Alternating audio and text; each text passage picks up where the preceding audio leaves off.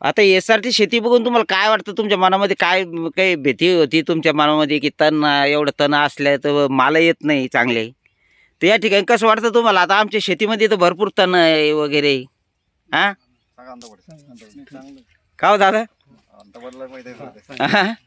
तणाचा विषय असा आहे की जवळपास तो भय निर्माण होते प्रत्येक शेतकऱ्याला. हा आपल्या शेतात गवत झालं हा आणि तण झालं म्हणजे शेतकरी घाबरला. हा आणि शेतकऱ्याला एक तर मजूर जास्तीत जास्त पाहायला लागता, हो धावपळ करायला लागते. हा त्या टायमाला तो जर भय निर्माण होती शेतकऱ्याच्या मनात, हा तो जर भय बाहेर काढायचा असेल हा तर SIT शेतीची पाहणी आवश्यक आहे बरोबर आहे. आणि माहिती घेणं आवश्यक आहे, कारण भेट देणं आवश्यक आहे. कारण ते पाहिल्याशिवाय कळत नाही. माणसाचा भय निघणार नाही. बरोबर. आणि तो भय आमचा निघला.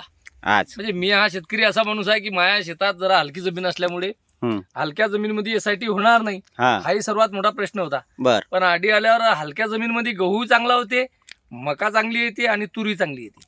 म्हणजे सगळ्याच उत्पन्न जास्तीत जास्त उत्पन्न कसं येईल हे या SIT शेतीत आडी या ठिकाणी येऊन सरांचं नाव पोटे सर हो यांच्या शेतात येऊन आम्हाला खरोखर सगळी चांगली माहिती भेटली.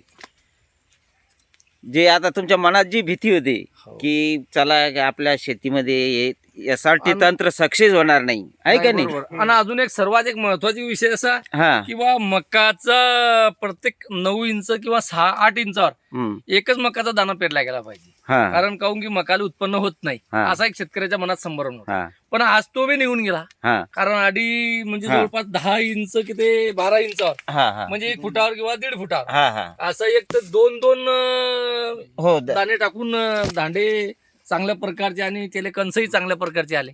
तर ते आम्ही स्वतः सक्षम पाहून म्हणजे आमच्या डोळ्यानं पाहून आम्हाला असं वाटलं की नाही आपणही असं करू शकतो. आणि या शेतीशी आता आपले- पारंपरिक पद्धतीने तुम्हाला मक्याचं ॲव्हरेज किती होतं? एकरी किती येतं? मक्याचं अवरेज आपल्याला पारंपरिक म्हणत 25 पर्यंत 25च्या आतमध्येच आहे जवळपास. म्हणजे आमच्या ज्या भागामध्ये आहे ते 18-20 एवढंच होती एका एकराला. आता आम्हाला किती 25. येऊ शकते या अंदाजानं? आता याचा अंदाज तर खूप काही होऊ शकते. त्याचा अंदाज नाही करता येणार मला, कारण मी शेती पाहून एकदम भारावून गेलो. आता आमचं तो टार्गेट आहे की 50+ झालो पाहिजेत आम्ही. होऊ शकते 100%, कारण शेती तशीच आहे आणि चांगला आहे. आणि 5 वर्ष झालं तुम्ही जे SIT शेतीचा प्रोग्राम राबवून राहिले, त्याच्यामुळे शेतीमध्ये ज्या काही पाहिजे घटक ते घटक पूर्ण तयार झाले. दादा तुम्हाला कसं वाटते बरं? एक नंबर शेती पटली आपल्याला, हे चांगलं एकदम. दादा तुम्हाला? एकदम जबरदस्त. डॉक्टर साहेब चांगल्या पद्धतीने बोला ना, 2 शब्द सांगा ना. काय आहे ते? आता शेतकऱ्याला फायदा होतो तुमच्यापासून. हा चांगला आहे. SRT शेती आम्हाला पण करायची आहे. बर आणि जमिनीचा जो ऱ्हास होणार आहे पुढे चालून, हम्म. की उत्पन्न पुढे चालून शून्य होणार आहे, हा हा त्याच्यात हे भर पडून जमिनीची सुपीकता वाढवण्यास मदत होणार आहे. बर म्हणून SRT शेती आवश्यक आहे. बरोबर. तुम्हाला काय वाटतं दादा? चांगलं वाटतं ना SRT शेती. मामा चांगली एकदम म्हणजे पटली आपल्याला. पटलं का तुम्हाला? हा, पटली.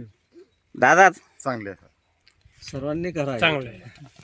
आदरणीय कृषीरत्न कृषीभूषण माननीय चंद्रशेखर दादा भडसावळे यांचं जे स्वप्न आहे की आपला शेतकरी हा कर्जामुळं त्याच्यामुळं समजा उत्पन्न घटत असल्यामुळं खूप बेजार झालेला आहे आणि त्रस्त आहे.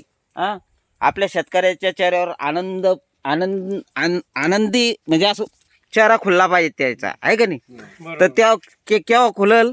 आपला खर्च कमी झाला, आपलं उत्पादन वाढलं त्यावेळेसच ना, आहे का नाही?